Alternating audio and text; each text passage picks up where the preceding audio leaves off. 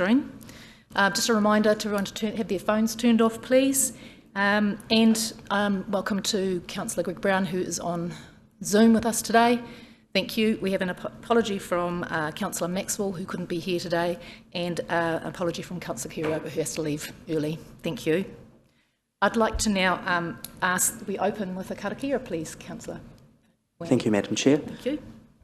Tu taua mai runga, tu taua mai roro, tu taua mai roto, tu taua mai waho. Kia tau ai, te mauri tū, te mauri ora, ki te katoa, haumie, huie, tāekie. Thank you, Councillor Wang. So today we're going to overview the PARS strategy. Rob is going to run through some of the history of how we got to be here and it relates to some of the work that we saw during the long-term plan discussions later last year. He'll probably do the first block of the presentation and we'll take a break for questions and then move on, if that's okay with you, Rob. Very good. Anything you'd like to? I'll leave it in your hands anyway. Cheers. Kia ora tātou katoa. Thank you, Madam Chair. I will let Rob to proceed with his presentation. I would like to make a few comments for elected members. I suppose to put some emphasis onto a few points. This presentation is what we call a situation report. It attempts to provide elected members with the current and predicted demand and supply of our sports and recreation facilities in the district, and in full time with once a proposed strategy would be adopted with a subsequent report. That strategy should guide the development of programs that will be eventually embedded into a long-term plan for the next term LTP. Each of these programs obviously needs to be benchmarked against the objectives of the strategy and needs to incorporate some very robust benefit cost criteria.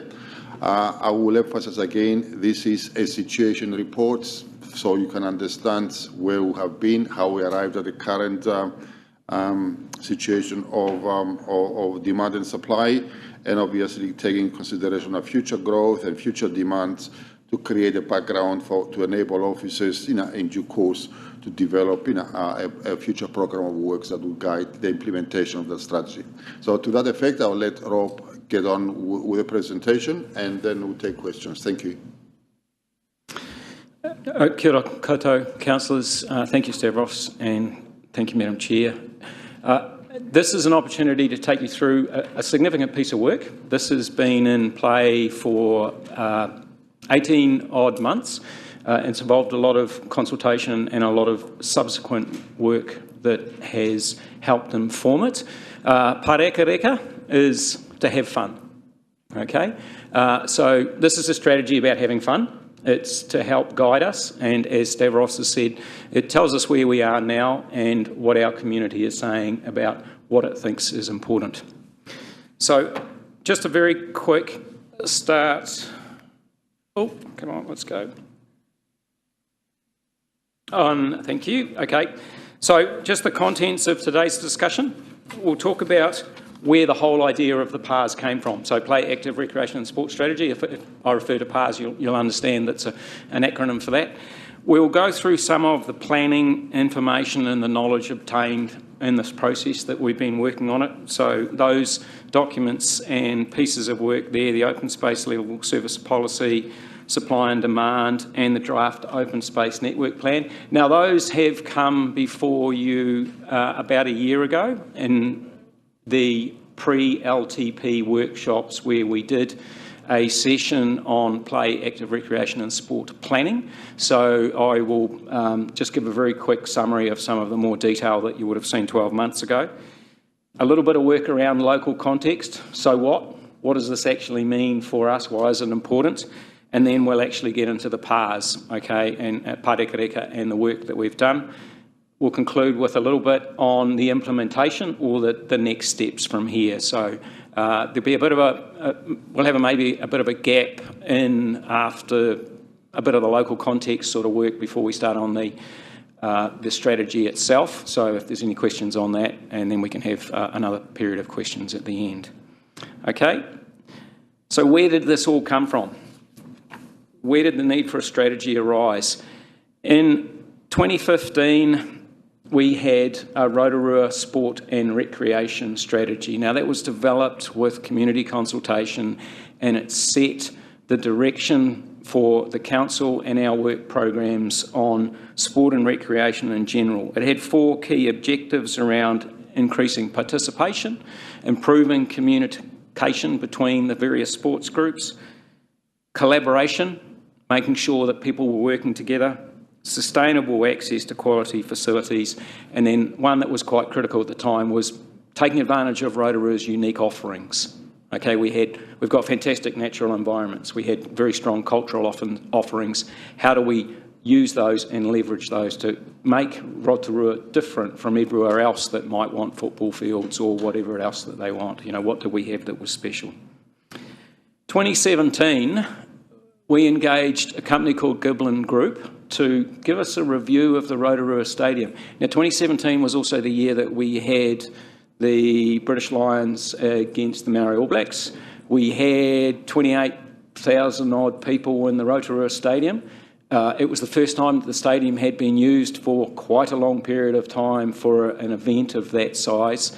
And there were quite a lot of questions around actually, well, we managed to get that game. That was pretty lucky. But really, what are we going to do with this? And a key piece of work that came out of the Giblin Group work was the stadium in itself, in the national context of New Zealand stadia, is nothing special. It's older, it's got a middle of the range sort of crowd size, but the special feature it's got is that it's actually surrounded by a whole lot of open space and sports fields. And that was sort of the information that we got at the time, was actually if you're going to do something with the stadium, you should be thinking a bit wider than just the stadium. Now, in 2018, around a very similar time, a group of clubs in Smallbone Park were getting together and saying, look, we've got a really shocking old hockey building that's looking pretty bad. The cricket club was saying, our building's just about falling down. The golf club was, at the time, Springfield Golf Club was saying, hey, we're not sure what's happening here. Let's have a bit of a talk about a hub idea. And so in 2018, the sports clubs in that area got together and they started to develop an idea for a feasibility for a hub. They managed to get some third-party funding and council contributed towards it.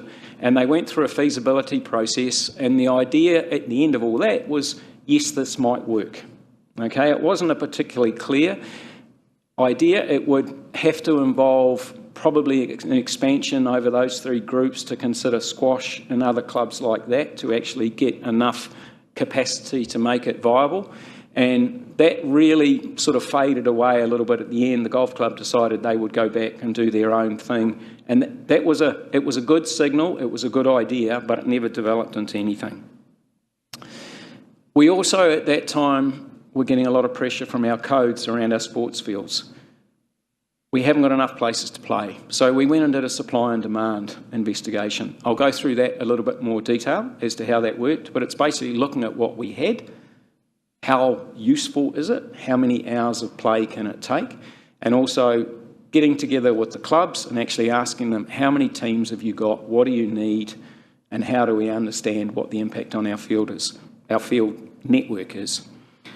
All that led in 2019 to the initiation of the idea around the Westbrook Sports Precinct. So that was contracted to consultants to understand what could happen if we started to package together some of this information around the stadia, the sports fields, the demand and the supply, creating hubs, what might this look like? So that went on for a period of time. While that was happening, we were also developing an open space level of service policy. I'll explain that a little bit more as we go through. And with the onset of COVID, there was a bit of a reset. There was a prioritisation of what we need to do, what we need to know. And the council at the time said, actually, hang on, before we go any further with this stuff, let's have a look at a new play, active recreation and sport strategy. Our previous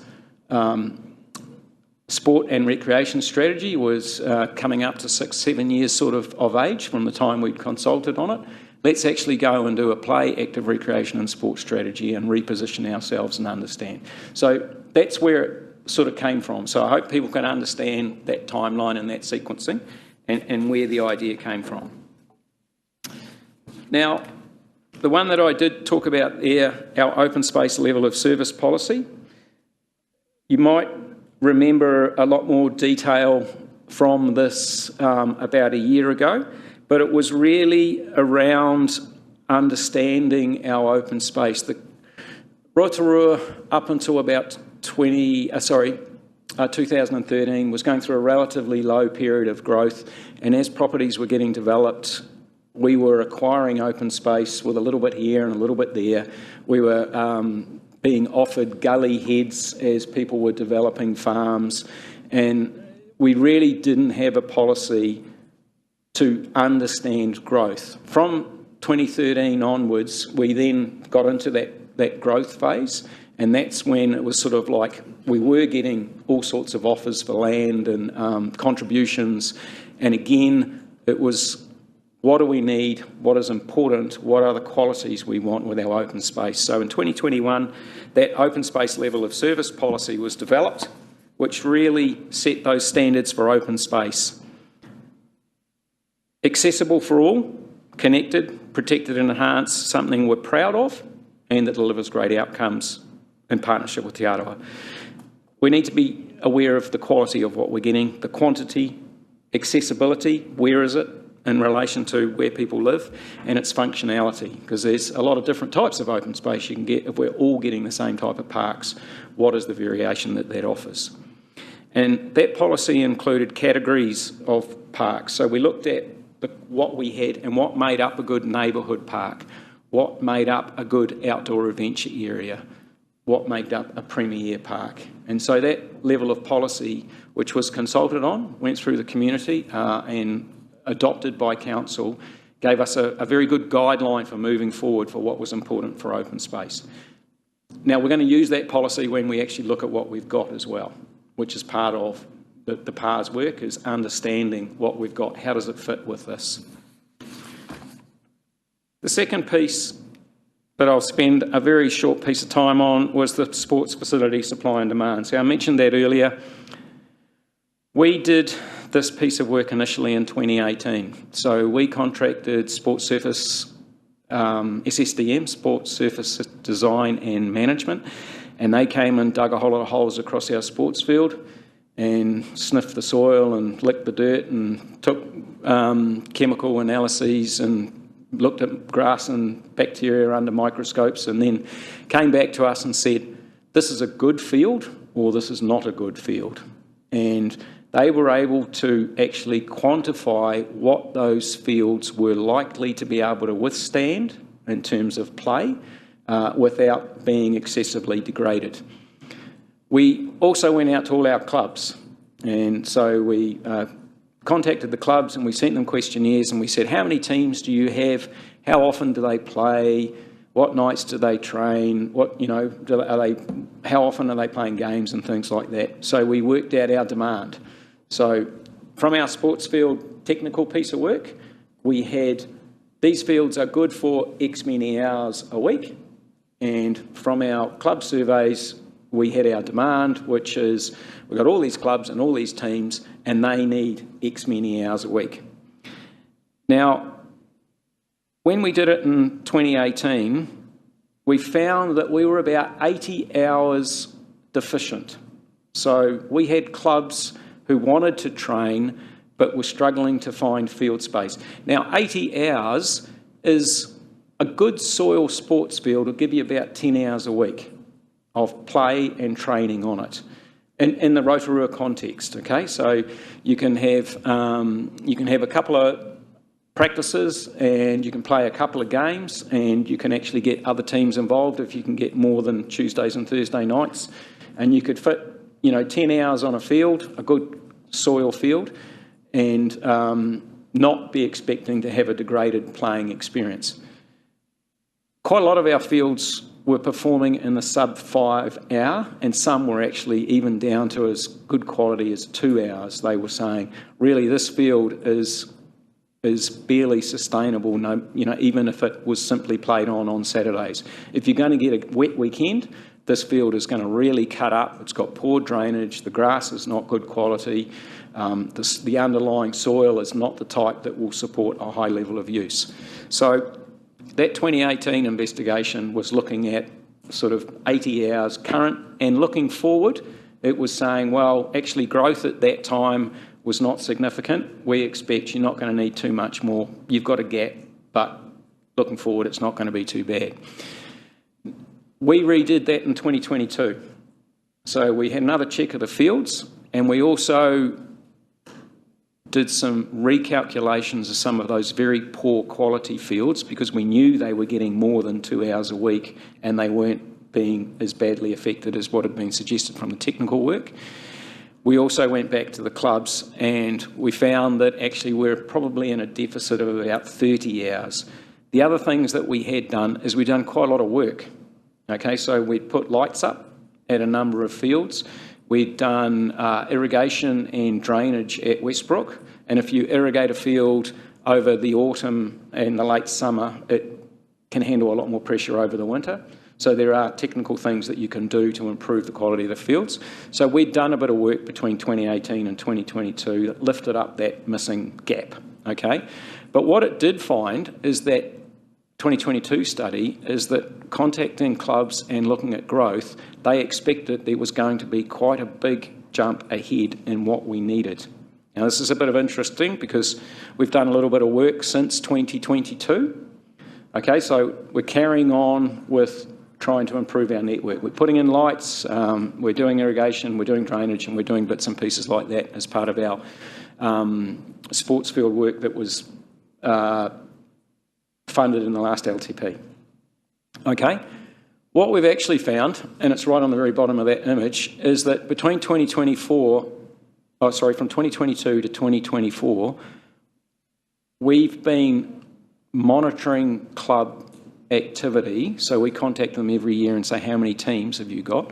We basically had about a 30% increase in the number of teams and the level of use on our fields. Now, when I saw that, I went back to Nolani, who gathers all this information, and I was like, nah, get out of here. That's, how can we have jumped 30% in 2 years? She said, no, this is what the regional sporting organisations are telling us. So I did a little bit of a reality check with Lakes FC, and I phoned them up and I said, what's going on? And he said, you're making better fields for us. We're filling them up with teams. Okay, so some of you might remember playing under 13 sport rep team if you were fortunate enough, or under 16s if you were really on the ball. Well, actually now they've got an under 16 team, they've got an under 16 development team, they've got an under 16 social team. So what's actually is they are having an increase in the amount that players are playing. And we've also seen a significant increase in the last 2 years in certain areas like women's sport. So women's rugby now, we've got a lot more women's rugby teams than we had 2 and 3 years ago. And these are probably artefacts of Women's World Cup and things like that.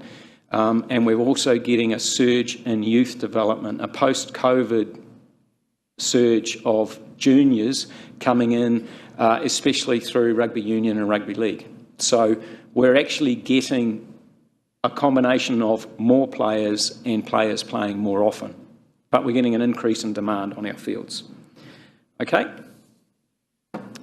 Very quickly, while we did this, we also understood indoor courts, and that's the other key area, because that supply and demand piece of work was not only looking at fields, it also looked at some of our facilities. And you might have remembered this slide, but the other key deficit that we have in our Rotorua is our indoor court space. Okay, basketball in particular. Basketball's been capped at the number of players since the year 2020. They have 200 teams. They can only fit 200 teams in the space they have, and they haven't grown anymore. So there are schools and clubs that are told, sorry, we've only got enough room for X many people. Futsal and volleyball are the other two main indoor sports that are looking for places. The rest of them, we're pretty good. Aquatics, we're okay. We've got the supply to meet the demand. turf like hockey, we're pretty good, and netball as well, which was the other one that was investigated, we're okay with that. So we've got, in terms of those turf and hard surface places, we're pretty okay for our supply matching our demand.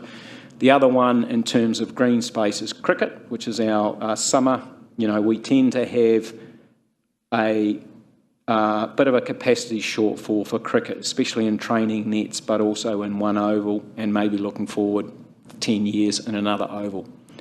So that's understanding our current position and what we're expecting with growth.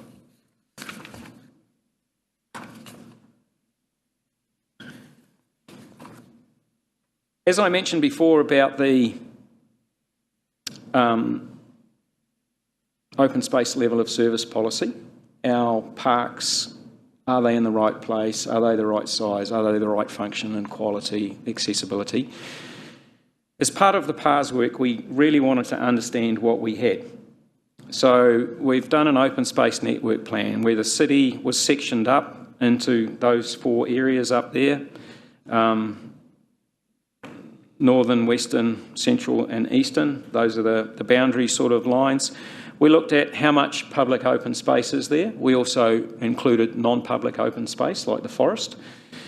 We looked at play spaces and we looked at sports spaces.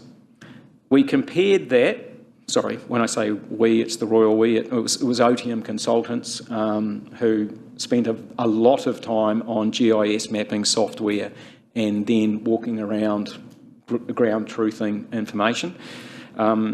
They went through this process and looked at what we had in these various suburbs relative to what was the citywide average and also what was the national situation. So how do the suburbs compare to Rotorua as a whole, and how does Rotorua compare to New Zealand as a whole? Basically, the situation that we've got in Rotorua, in Eastern and Nongataha, we have the lowest amount of open space per 1,000 people. So those are where, if the kids want to go and play in a park, that's generally, it'll be a busier park because there's less hectareage per 1,000 people. And as the FDS and as talking about our growth modality and where we're moving to, these areas, as more people move there, that ratio of open space per 1,000 people is only going to get worse. And so we need to be aware that as those places grow, we need open space as part of that growth.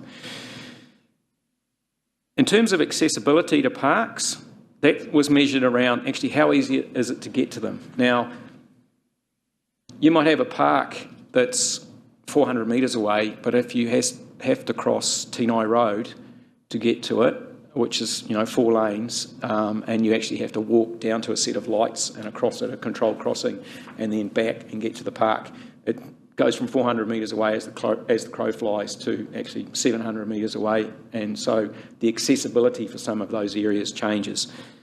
Central and Nongataha, the accessibility was reasonably close to where people were. Eastern and Western had less residents within walking distance, and on Eastern it was particularly noticeable according to the effect of Tenai Road. If you have a look at where the people live versus where the parks are, Tenai Road is quite an accessibility issue for a lot of people in that area. We also looked at play spaces, so where are the playgrounds or the play spaces? The lowest provisions of play spaces were in the Western catchment, 1,500 people per play space, compared to a citywide average of around 1,000 people. So in our Western catchment, it's where we have a lower number of playgrounds per head of population. And the access to play space is worse in the Central and the Western catchments. The Central catchments is interesting, the town, because we don't actually have a lot of parks in town. There's quite a few schools in town which have green areas, but those aren't guaranteed access. And so the inner city, sort of Glenholme and that type of area, is an area where we do have a lower number of play spaces. And if we, the FDS, if we get into an intensification process, we're going to need to look at that and understand, okay, what is that central catchment going to potentially look like in the future? So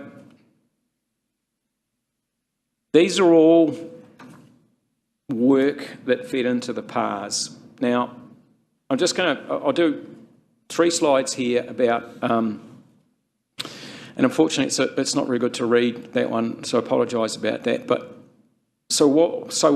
Why do we need a play, active, recreation and sport strategy? What's the big deal? 77% of Rotorua people were active in the last week.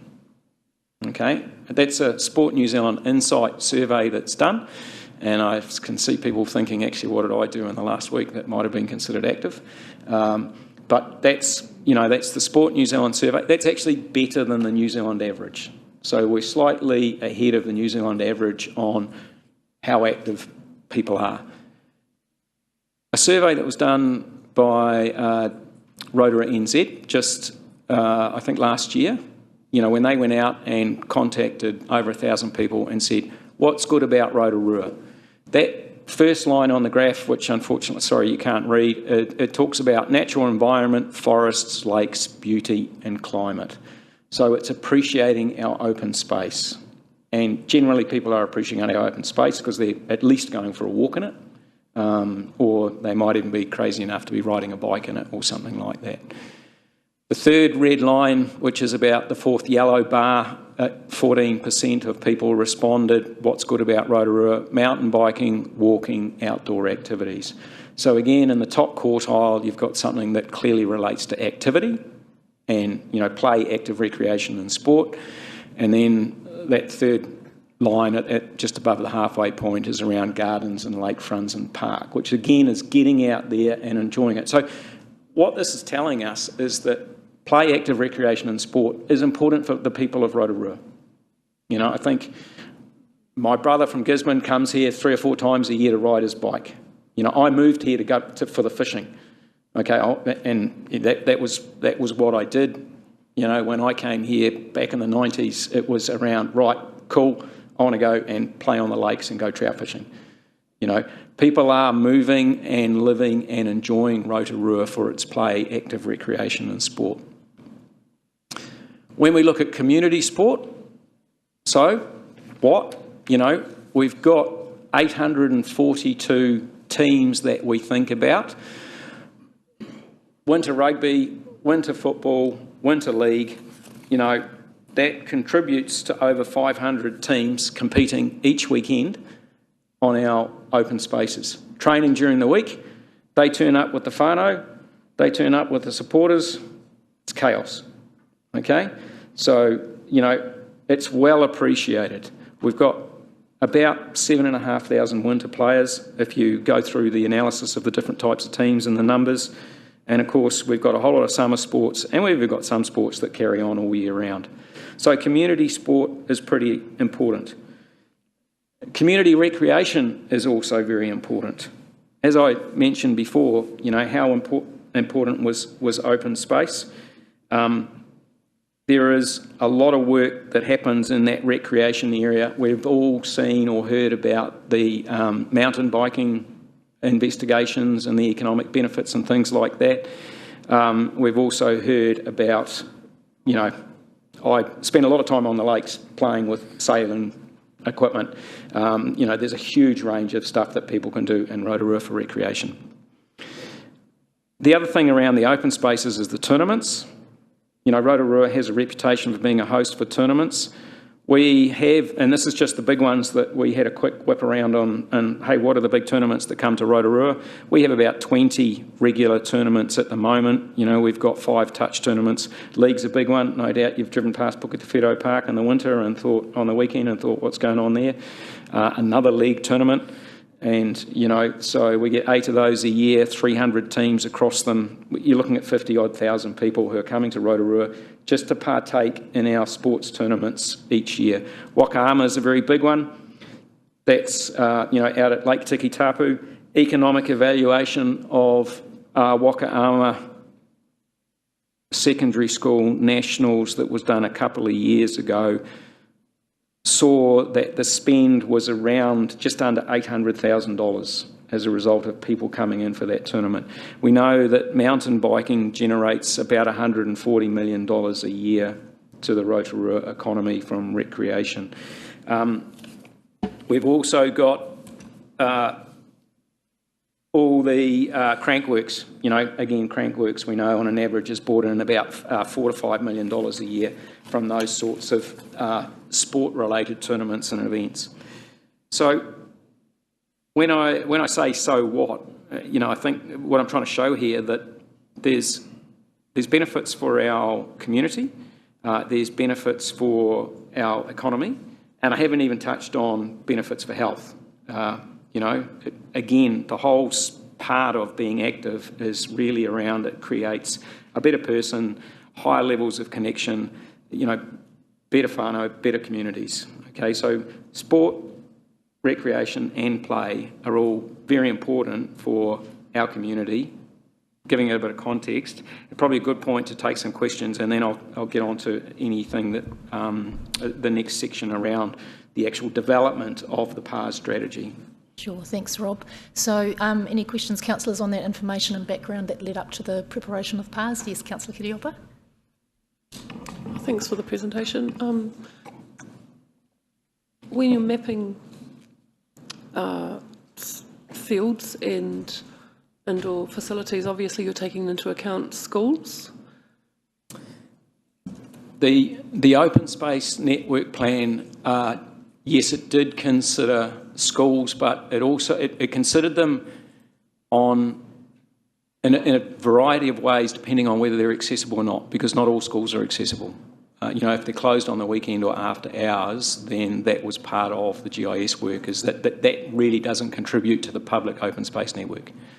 Is there second question, is there the potential to work with local schools to make that more accessible? Yes, it is, and the PARS strategy actually talks about that, developing those ideas further. Great.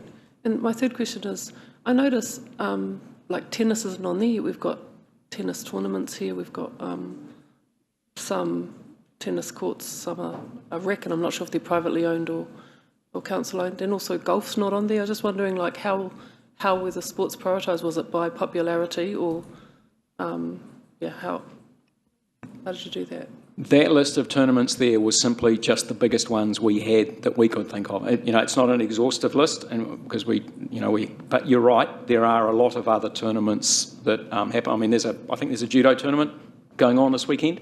So there's a whole lot of stuff like that is happening as well. But these are sort of the big ones that bring in a minimum of 34 teams with 300, which 10 people per team, plus all the supporters and all that sort of stuff type of thing. So these were the big ones that just quickly came to mind. Thank you. Thank you. Your Worship has got a question, then Mr. Thank you, Madam Chair. Through you. Rob, do we correlate this with population stats? Because obviously we've just had recent stats come through which show a growing younger population, also a growing Māori population. And so I'm just wondering if we can use that to help anticipate that if there was so many children born in the last couple of years, within the next 10 years, they're going to be using these sports foods with the junior. So is there, I know a lot of this information is looking back in the past, but is there any consideration to, with the new information that we have available, using population stats to estimate the future demand as well, which I imagine would be even more than what you've found to date? Yes, thank you. This is a snapshot of now, which is a key part of what has happened, but the supply and demand did take population stats and has looked forward 10 years. The PARS itself, which we get into next, looks even further forward. It probably doesn't use the very latest set of data, but as it was prepared, it correlates with the FDS data. So as the PARS was developed, we correlated with the FDS. Councillor Patterson. Thank you, Madam Chair, and apologies for my tardiness. Thank you for your presentation, Rob. Certainly very interesting reading.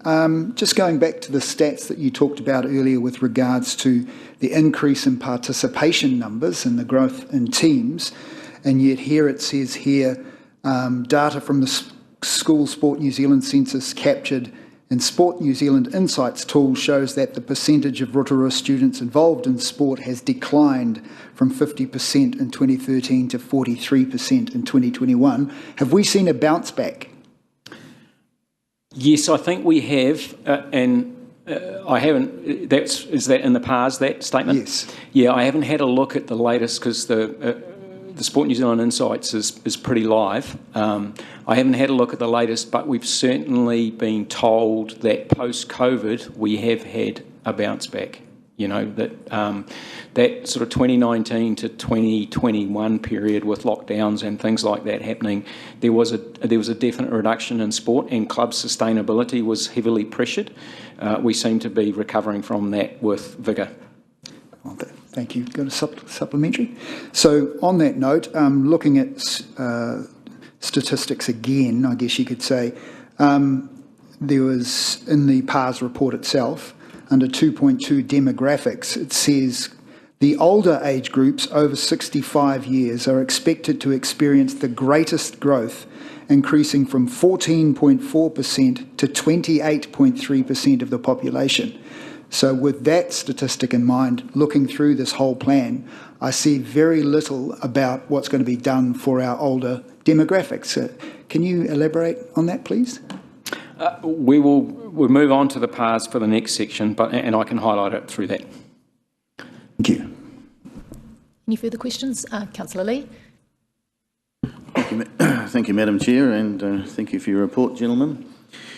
If you could go back to, I think it's the third slide, and it has a nice, helpful timeline there for us. I have a question about that. There was a study that was released in February 2019 that finds that work on the Smallbone Park Sports Hub facility was released. In November 2018, that's when the supply and demand winter sports field study was released. What's missing from your timeline is the spatial plan that was released in August 2018, which makes reference to changes on the Springfield golf course. What informed the spatial plan? I can't answer that. I don't know, because of what I have listed here has been the sport-based investigations. The spatial plan, from my understanding, was informed from public consultation and long-term thinking of the council. So I don't know how it relates to this, and it wasn't part of this consideration. Thank you. I checked the whole PARS document. I don't think there's any reference at all to golf. I understand golf is the sport that's played by more New Zealanders than any other sport. How was that overlooked? We'll be going into, you're welcome to ask me that after we go into the PARS, but the PARS was developed with a significant amount of input on exactly things like Sport New Zealand Insights, so it doesn't address every specific sport in the PARS, and I would contend that I would contend that question around golf being the most played sport in New Zealand, because that certainly doesn't reflect in the Sport New Zealand Insights or even the Rotorua sports statistics. I understand it's also grown by close to 40% nationwide in terms of rounds of golf played and membership of golf clubs. So anyway, I look forward to the rest of the report. Thank you. Thank you. Well, I think we'll move on. Thanks, Rob. That's all right. Thank you. Thank you. Right, let's get back.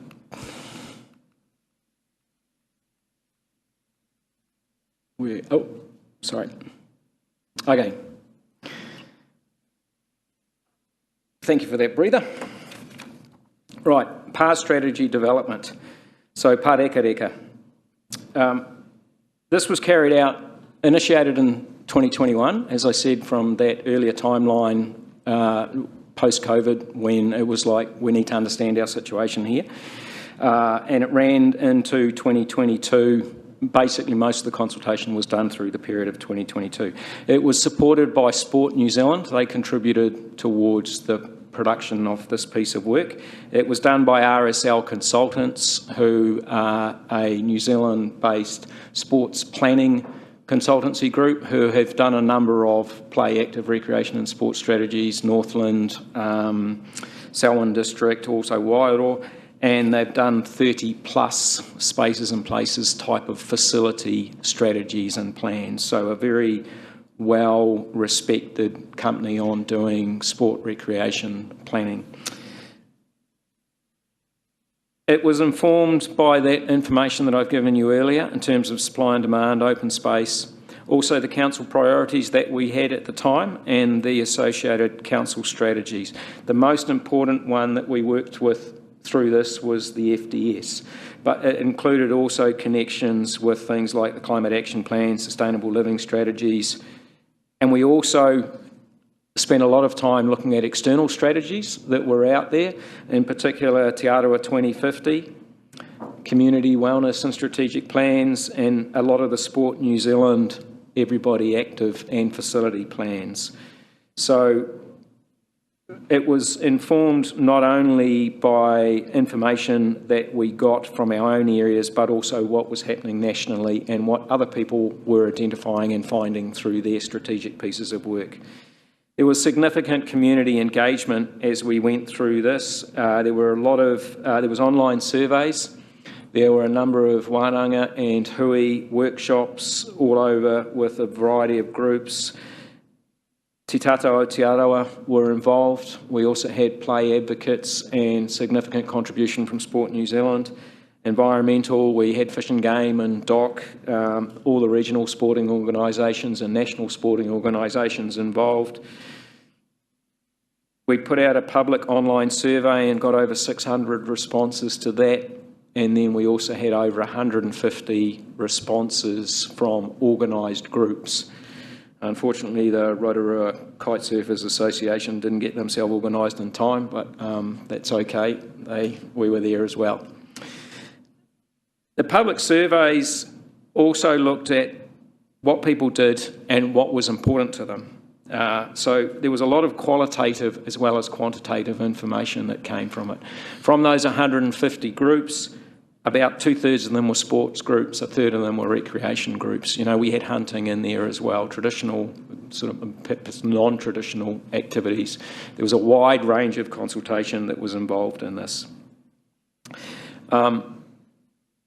So that's where all the information came from.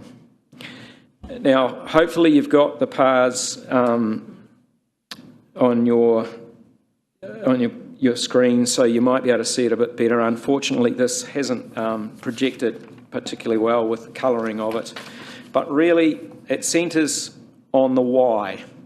Okay, why? This is the information we got back from the community and everyone else about why was this important. You know, te toiaranga o te tao o te tangata me te hapori.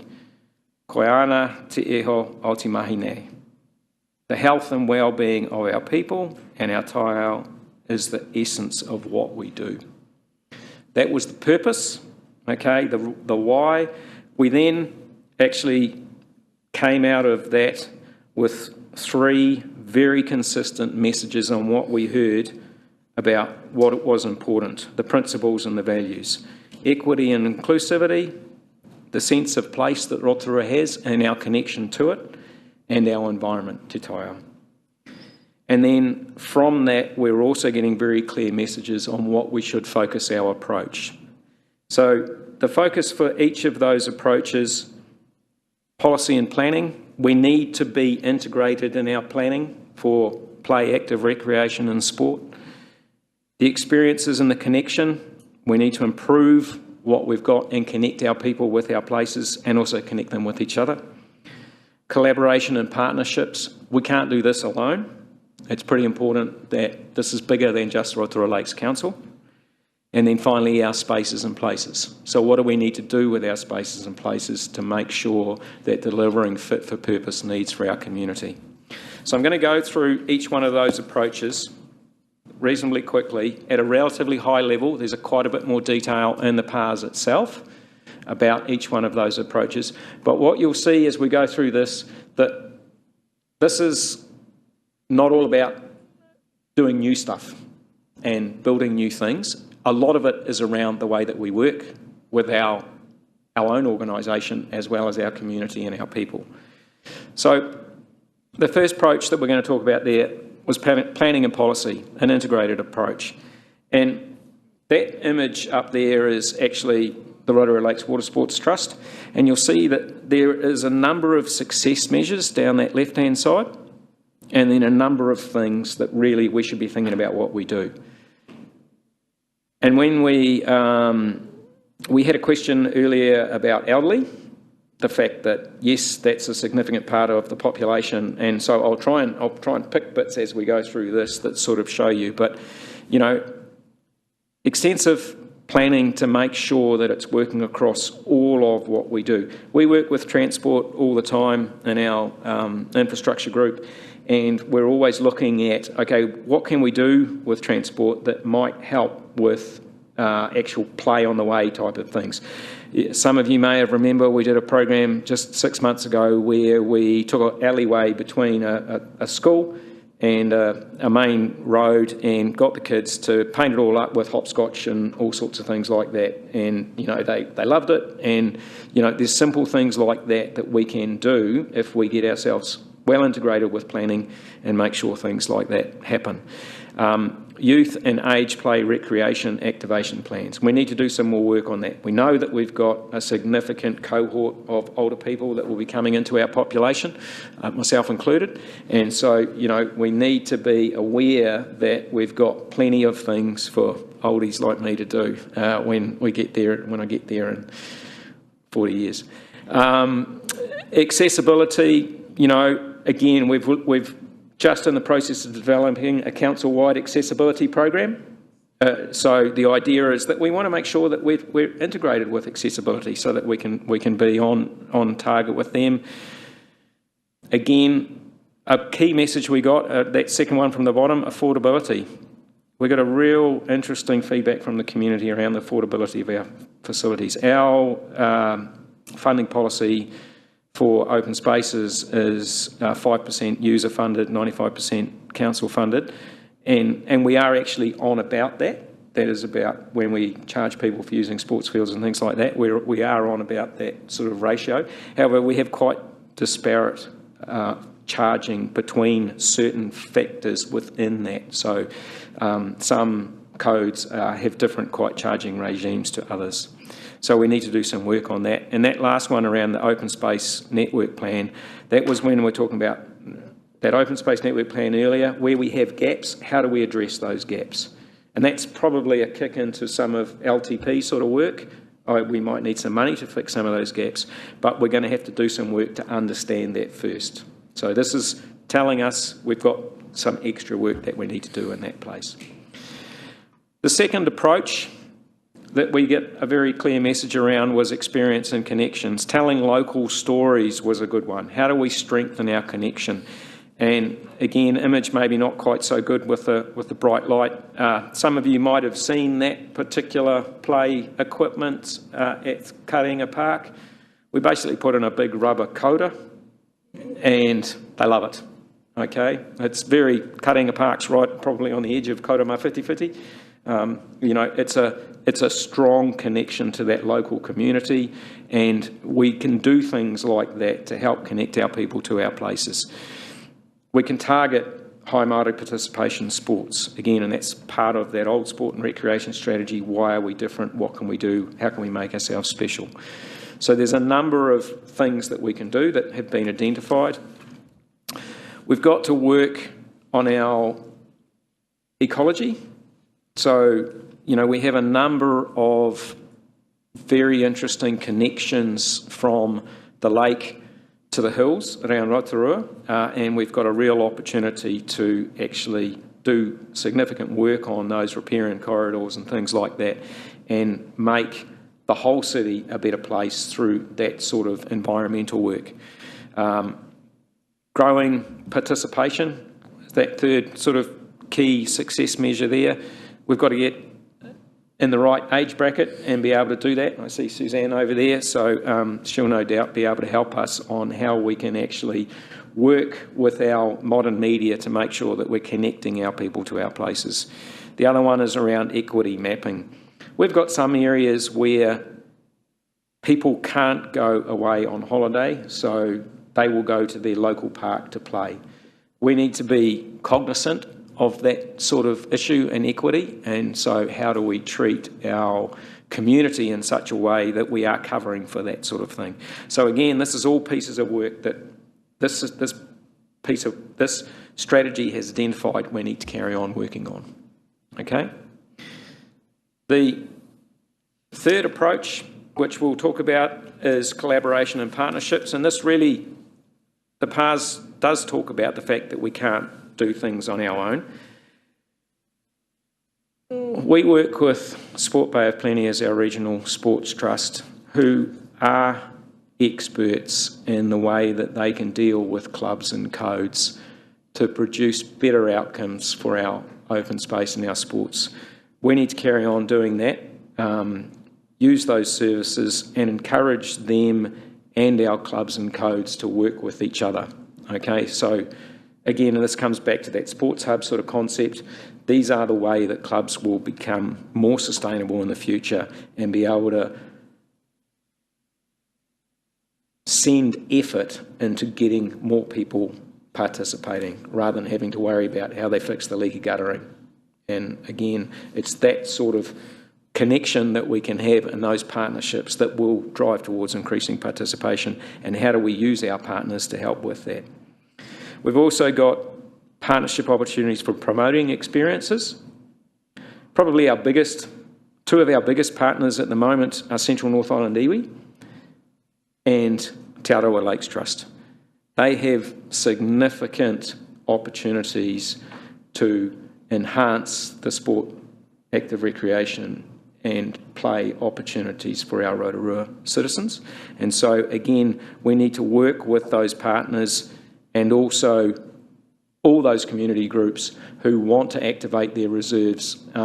You know, you'll no doubt have seen on the heads up that there's another planting day or there's another community barbecue. And again, it's how that we can try and help facilitate that sort of community-generated activity to increase that participation. And then the last one in this sort of approach was really around the fact that we can't afford to do it all, but there are other people out there who have got the ability to fund opportunities, and so how do we then help our communities access those opportunities, those funding opportunities? So there's a piece of work that we can probably do with our Thriving Communities team on helping our communities actually get access to funding for improvements to either the public spaces or the way that they use those spaces. The final approach is the spaces and places. Now, this is the one where I think you could say, okay, there's a lot of that earlier stuff is how we do things and how we understand things. This is the approach that actually comes into talking about investment and things like that. And we're not all over this yet. We need to do more work to understand this. But water-based facilities, water and land interface, that came through very clearly. As I said, I came here to sort of back in the 90s to go fishing, so that access to the lakes is pretty important to me, and so it's a key part of Rotorua and what it can offer. Again, how do we make sure that we're meeting that need? There was a strong opinion and feedback from the public around the use of our spaces to improve community connections, and this gets into the community hall sort of place. Okay, community halls are great for the local 21st maybe, and they get everyone together and it helps connect local communities. We've also got things like when we create play areas, we're now thinking about who else is going to be there, the koros and the kuya that are going to be there, and so are we making sure that we're catering for people to actually sit down and have a catch up? And it's that sort of thing that can happen in these places that will actually increased utilisation and increased connectiveness, social cohesion, and those sorts of aspects that are really important. Climate resilience, no doubt you all have heard and seen that from the last couple of years on several of our lakes and other impacts that we're getting. Non-council PARS assets.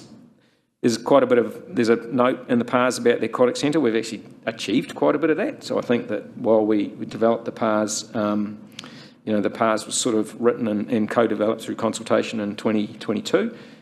With our improvements that we've done at the aquatic centre, we've actually done quite a lot of work there in terms of disability access, diversity. Now it's into the programs. How do we make sure we balance the use so that it's not full of kids doing bombs all the time and the swimming club can't have a race, or it's not always competing with races and the kids can't do bombs. There's balances and things that we need to understand in that. Those last two boxes are probably of interest to a reasonable number. It's around our sports field network and our future situation in our facilities, not only sports fields, but facilities as well. Indoor courts, field improvement programs. So we need to understand what we've got better. We need to do more work on those to understand their capacity and how we can better utilise what we've got. But we also need to have some flexibility in case we need some more in the future. How do we cater for that? So there's a number of recommendations in there about additional work that needs to happen to understand that facility situation. So two more slides, that's it. One on a summary. Basically, a lot of work went into this piece of work. A lot of consultation went in to understand it. The strategy is set up to guide our approach and our program to understand. I suppose it's a program to identify the key things we need to dive into further, and we're going to need to do that. It can be influencing our operations from now, our operational program, and I think we have the opportunity in the way that we're working with people. We're already implementing some of this messaging that we got from 18 months ago. We can do better, and we are working hard on that. It guides how we work with our partners, and will also guide how we think about priorities for investment. The idea is that it's not going to sit on the shelf. We want to keep using this. It needs to have the capacity to be flexible, and it is written at a pretty high level that it does, I think, have that capacity to be flexible. So in terms of implementation from here, we have gone through a lot of work again to develop this. It's you would have seen from last September some of that open space network and supply and demand and that information that's been provided to understand it. We need to now reach a point, I'm hoping, where we adopt it.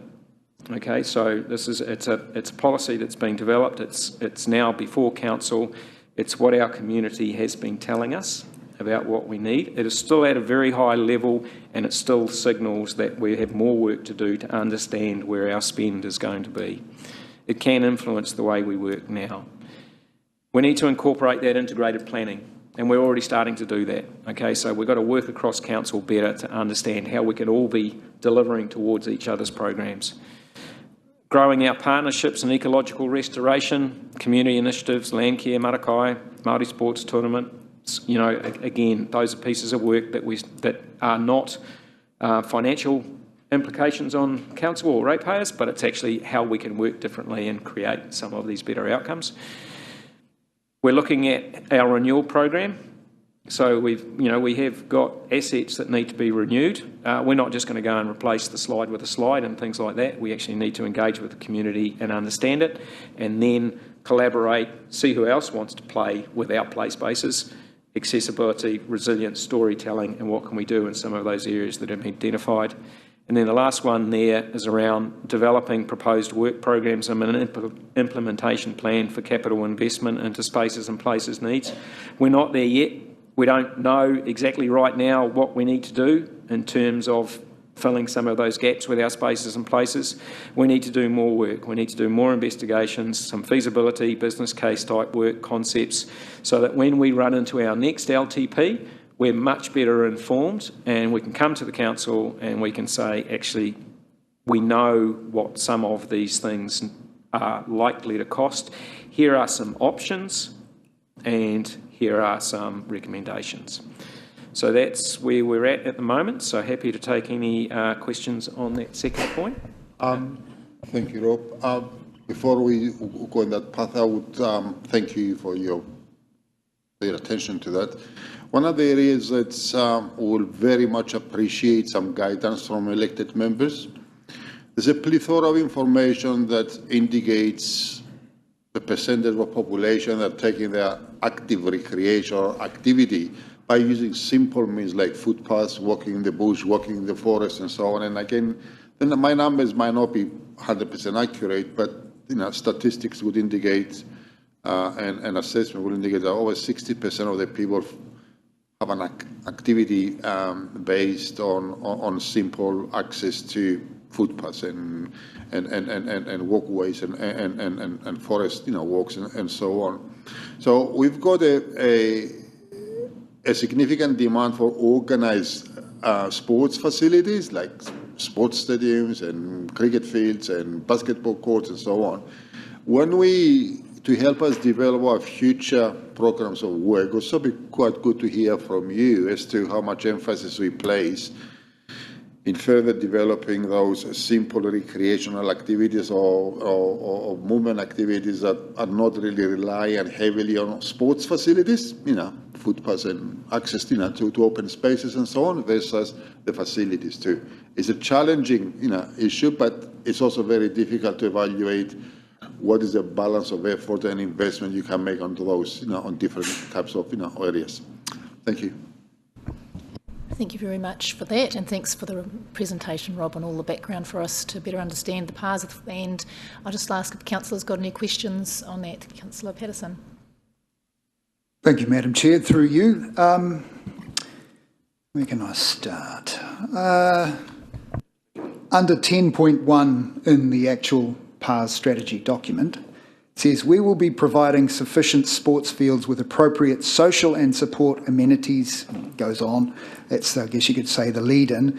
And then it says, A, investigate surface and site options to provide an additional 3 to 5 sports fields, which is 11 hectares, primarily for winter sport use.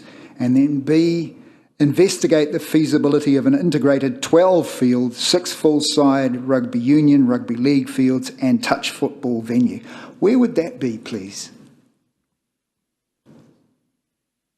Yeah, we have to investigate that. So, yeah, especially the second one. Yes, we haven't touched on that. Because I understand from previous meetings that we have a shortage of land available in Rotorua to actually even consider purchasing something of that scale to deliver that kind of thing. Is that correct, that assertion? Yes, that would be correct, although I would mention that with the work we're doing at Te Toki, that is just about big enough. That's got 6 full-side fields. 6? I thought it was only 2. It will be, by the time you include Westbrook, Te Toki, Stadium, Ray Board, you will have a facility that is of about that size. Fantastic. Subsequent question? Thank you. Now, under the... when I was doing a bit more research, you talk about Sport Bay of Plenty being a fairly important partner. How important would you rate them? We do have a partnership agreement with Sport Bay of Plenty. Yeah, I would rate them important. They have expertise in sport governance and in terms of making sure that we've got sustainable clubs. They are the best people to help us to make sure our clubs remain fit and healthy. Excellent. I thought that would be the case because I had a look at their Spaces and Places strategy for 2024, so it's the current one. And on page 43, it talks about proposed capital development. And this one attracted my attention. The new club rooms at Lakeview Golf Club, led by RLC and Lakeview Golf and Country Club. What does that mean? That's not led by RLC. the Lakeview Golf Club it's not actually, it's led by the Lakeview Golf Club itself, yeah. So that's not something that Rotorua Lakes Council is involved in. Right, okay, because it says "and," so maybe they might need to fix that. I think you'll notice it's in the support column next to it. Okay, right. So then on the same page, number 17, it says, undertake a feasibility study to consider the best future offering at Springfield Golf Club as outlined in the Rotorua Golf Strategy led by Golf New Zealand Springfield Golf Club with support from RLC and Sport Bay of Plenty. Is that true? That's the Spaces and Places strategy, which was, was a region-wide strategy and was informed by a lot larger than just territorial authority involvements, picked up the Rotorua Golf Strategy, and that was a recommendation from that golf strategy. Right. So at another meeting we were told that Council no longer has any involvement in any of that and that we will not be being involved in that, i.e. Council going forward, unless asked by Golf New Zealand. And yet I found out that we've spent $15,000 on that. So what was that spent on?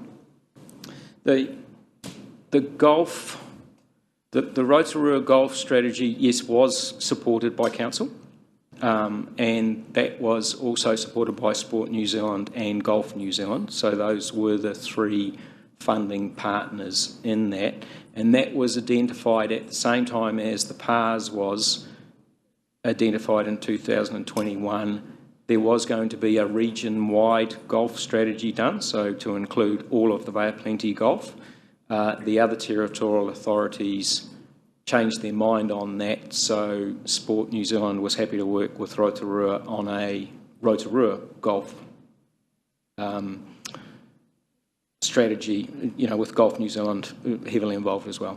Okay, thank you for clarifying that. My final point, just getting back to my earlier question, I'm concerned that there is not a lot of effort being put towards the older age group.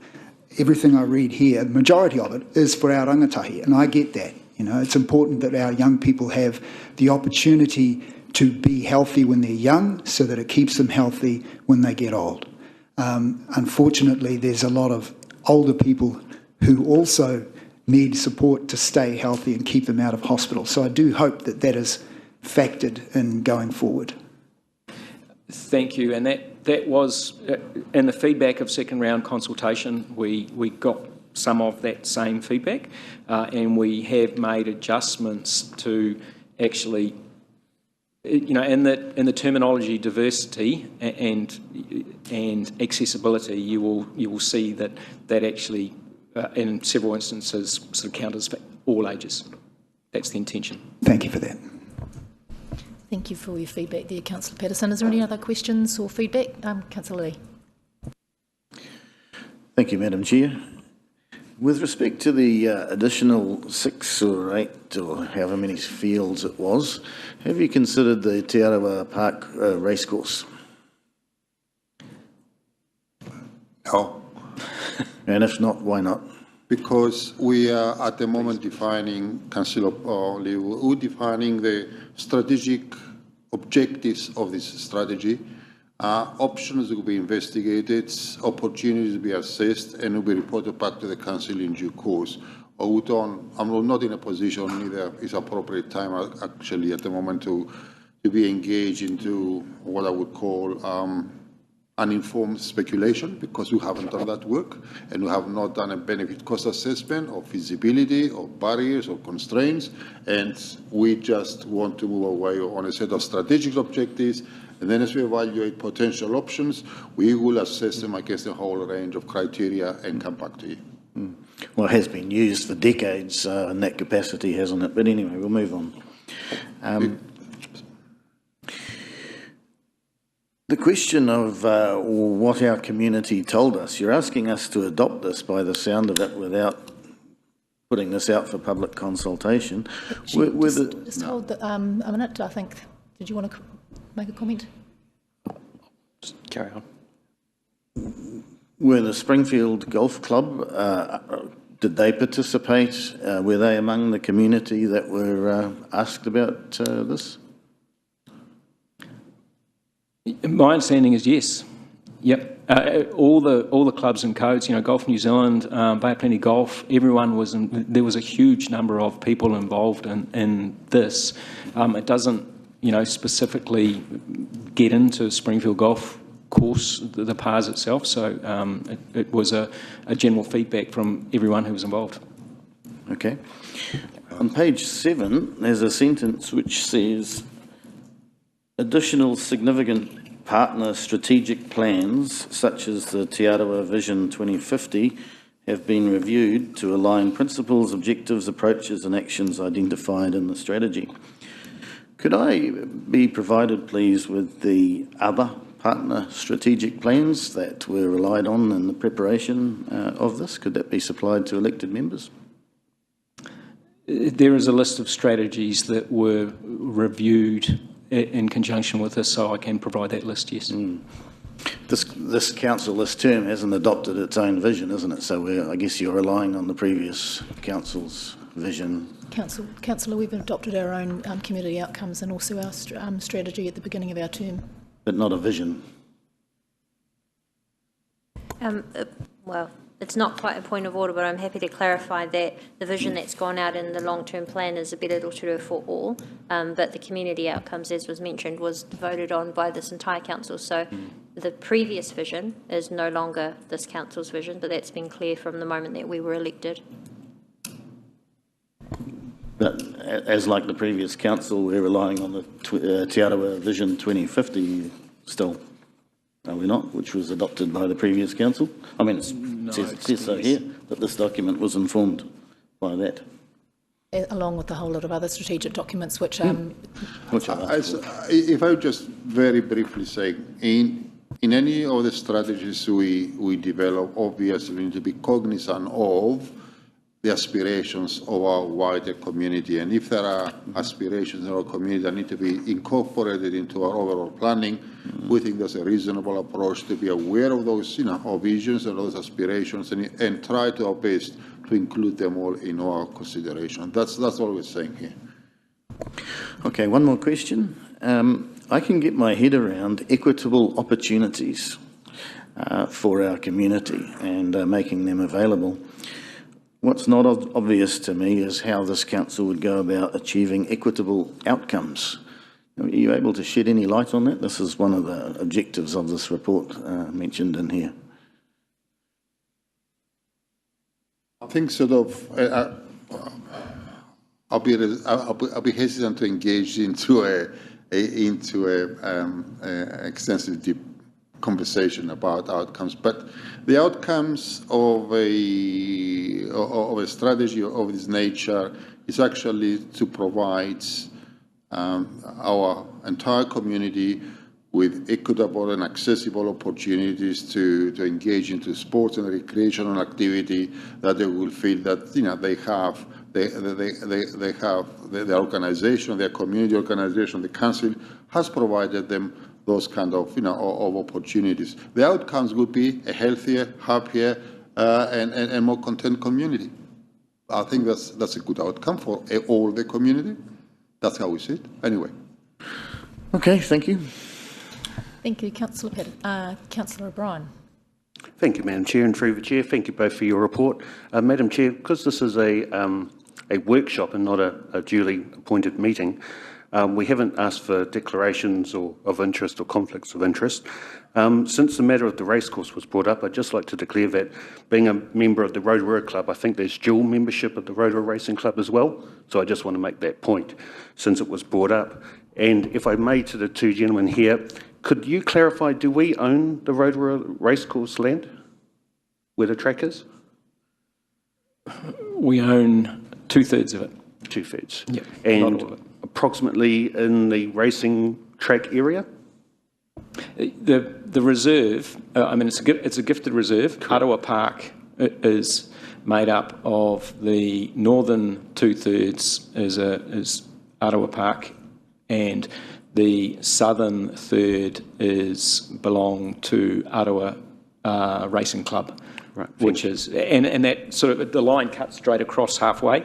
So it's the track, the middle area. The Rotorua Racing Club fortunately own the big area of native orchids, and then everything further south from there. Thank you. So could I ask, so in case if anything happened to the racing club, where does that land return to? To Ngāti Whakaui? Oh, sorry, to iwi and hapu?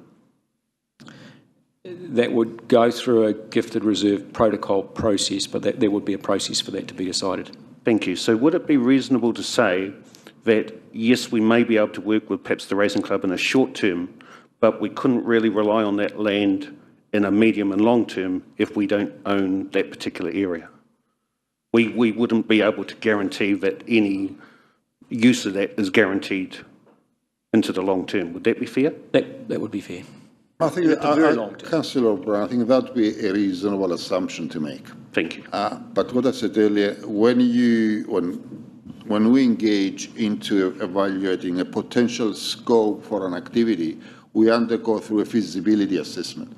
Feasibility identifies practical, physical, legal constraints, fiscal constraints that might prevent you from achieving what you want to do. We haven't done that work yet, and I think it's premature for us even to talk about it.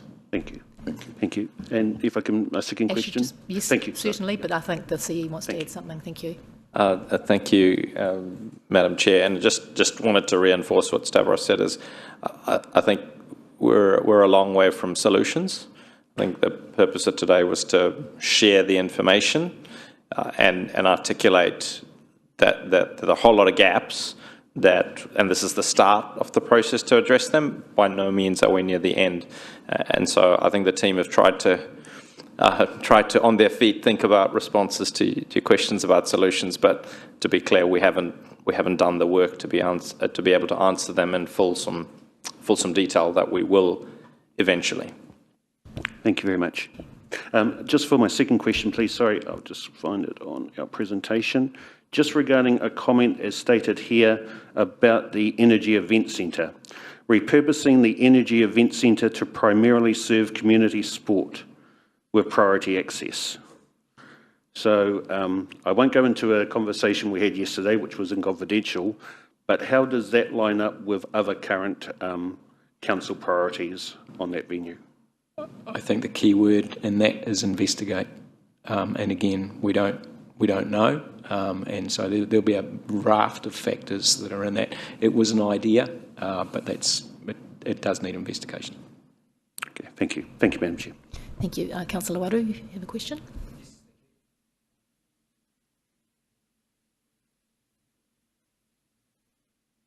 Kia ora. Thank you for the information, guys. He rawe te titiro atu. Hoi anō he pātai tāku, so I have a question around the within the report or the strategy. I don't see any mention of when we use the facilities, i.e. we were just talking about the Energy Event Centre around school kapahaka, senior kapahaka, the arts, which is a form of korikori. Is there any thought to include those types of events in the strategy too? Definitely, yes. We got a lot of feedback around, we did a lot of work with iwi, and it was very strongly, the whole event scene was very important, and it does talk in here about, okay, how do we basically manage events, and kapahaka is a key part of events. I think it's as much sport as it is art, so yeah. Thank you very much. Just I've got two quick other questions too. Thank you, Madam Chair.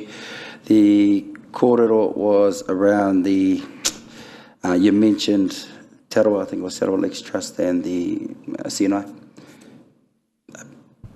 in future playing a major role, having a major impact on the strategy or the implementation of the strategy. Are you able to expand on that a little bit more, please?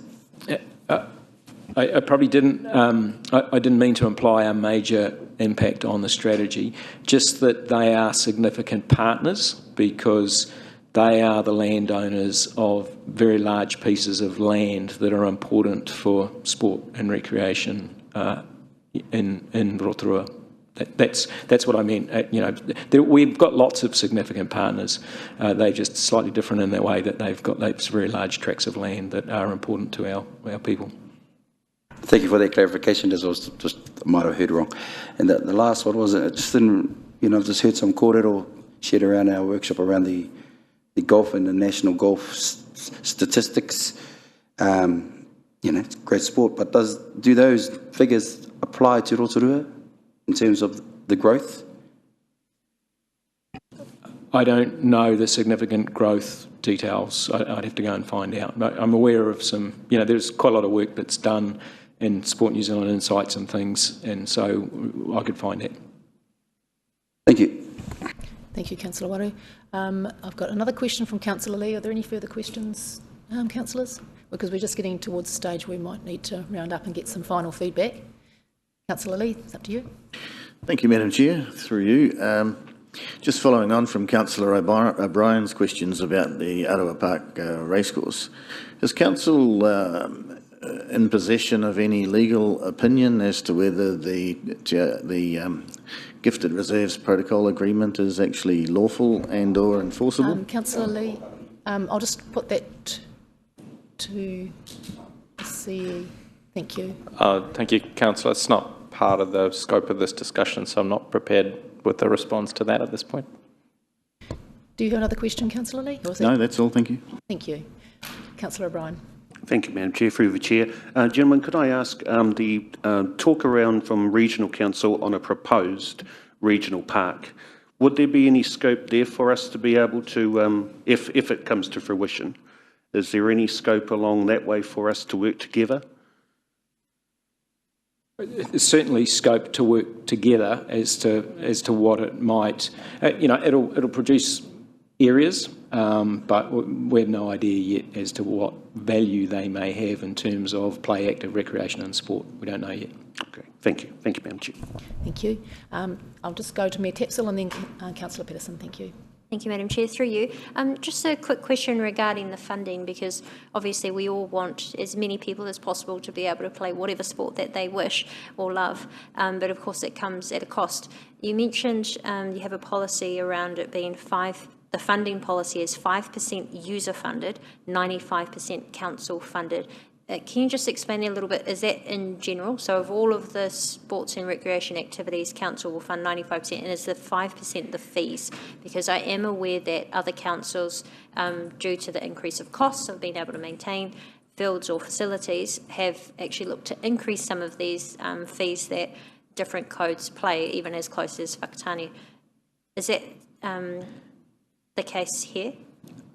My understanding is it's just at a general funding policy level. So across the whole output of the department, so to speak. So the sport and rec or active and engaged communities, generates revenue from user fees as well as leases and things like that, and then it obviously has a very large amount of expenses, and that's about the 5% revenue versus.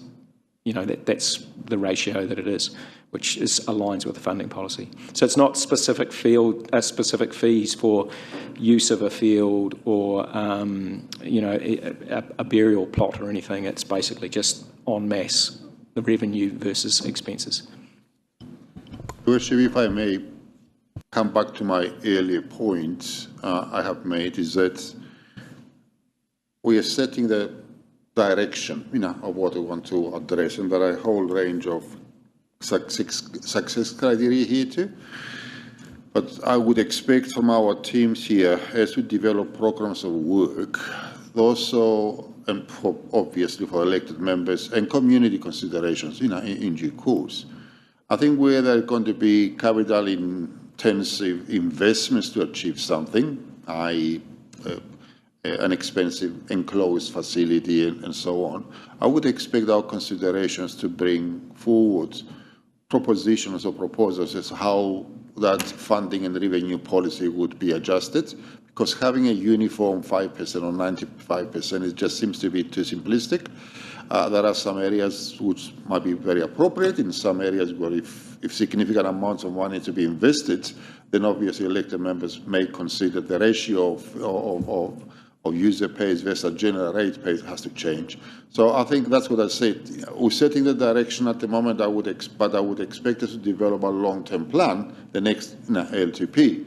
For each investment proposal or criteria, we will also address the funding and revenue policy for each one of them, distinct to its cost composition, operating cost composition, and so on.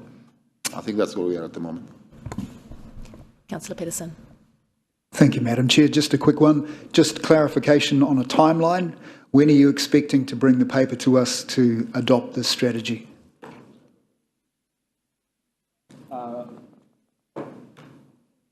I'd have to check with governance. Sorry. Is it in the next 6 months? Or Oh, yes. We hope so, yes. Okay. Yeah, Councillors, in the just next for few your, months, definitely. my understanding, we actually got it scheduled for November. Thank you, Jamie. Thank you. And on that, it's probably a good point to ask whether you needed any more feedback from elected members around what we've talked about today, or whether you've got enough to go away with to prepare what you need to prepare for us next. Thank you, Madam Chair. And I think, as Rob said, the strategy by definition needs to be adaptive, and setting a strategy that recognizes changing circumstances, population trends, population demographics, and so on. It needs to be a foundation of an evolving strategy. So I think we have enough to progress with the strategy at the moment, and that will help us develop our programs in the next LTP. Thank you. Thank you. And Rob? And could I just say thank you very much for coming along to have a listen. It's been a big piece of work, and we really appreciate the feedback that we've had, and looking forward to carrying on with feasibility work and what we can understand for this for our community. Thank you, Rob, and thank you to you and your team for this body of work that you've put together and all the consultation that's been carried out over the last 18 months or so. You provided us with a really great situational report update today, and it's going to be interesting to see where we go from here as we could plan moving forward into the next long-term plan. Is there any other questions? Councillor Brown, are you got anything we want to add online? Great. If that's all, councillors, then I will just ask that Councillor Wang close us with a karakia, please. Thank you, Madam Chair. Kia whakairea te tapu, kia wātea ai te ara, kia turiki whakatā ai, kia turiki whakatā ai, haumie, huie, tae kia. Thank you very much, councillors.